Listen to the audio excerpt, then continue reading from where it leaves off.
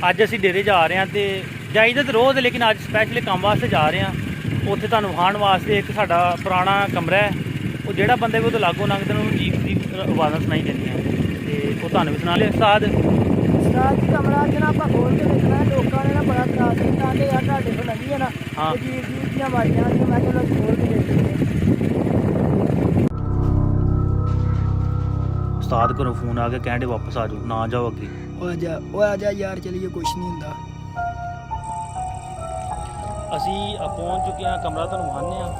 ਉੱਤੋਂ ਗਰਮੀ ਦੇ ਹਾਲਾਤ ਇੰਜ ਦੇ ਆ ਤੇ ਟੈਨਸ਼ਨ ਮੈਨੂੰ ਤਾਂ ਡਰ ਲੱਗਣ ਡਿਆ, ਲੇਕਿਨ ਉਸਤਾਦ ਕਹਿ ਰਿਹਾ ਵੀ ਨਹੀਂ ਹਿੰਮਤ ਕਰੋ ਤੇ ਦੇਖਦੇ ਹਾਂ। ਬਲਕਿ ਨੇ ਕਲਿੱਕ ਤੇ ਵਾਟਰ ਅੱਜ ਕਰਕੇ ਜਾਣਾ ਇੱਥੇ। ਆਹ ਕਮਰੇ ਦੀ ਹਾਲਤ ਚੈੱਕ ਕਰੋ।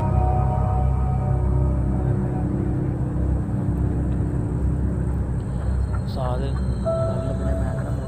ਉਸਤਾਦ ਇੱਕ ਦੋ ਵਾਰੀ ਮੇਰੀ ਨਹੀਂ ਹਿੰਮਤ ਨਹੀਂ ਭੈਣ ਬੂਹਾ ਖੋਲਣ ਦੀ। ਇੱਕ ਵਾਰੀ ਟਰਾਈ ਮਾਰਨੇ ਆ। ਬੂਹਾ ਖੋਲ ਗਿਆ, ਬੂਹਾ ਖੋਲ ਭਾਈ, ਆਪਾਂ ਨਹੀਂ ਬੂਹੇ ਕੋਲ ਜਾਣਾ। ਯਾਰ ਮੈਂ ਖੋਲਣਾ ਯਾਰ ਮੈਨੂੰ ਡਰ ਲੱਗਦਾ, ਮੈਨੂੰ ਡਰ ਲੱਗਾ।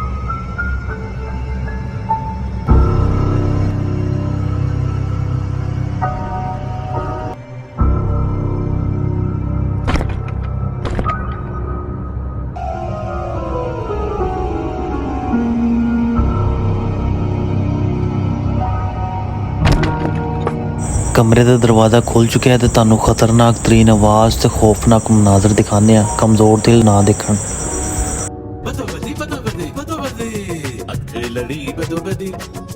मौका मिले कदी कदी कल नहीं किसे ने देखी मसाले ये अचता हाय हाय। कैसा लगा मेरा मजाक?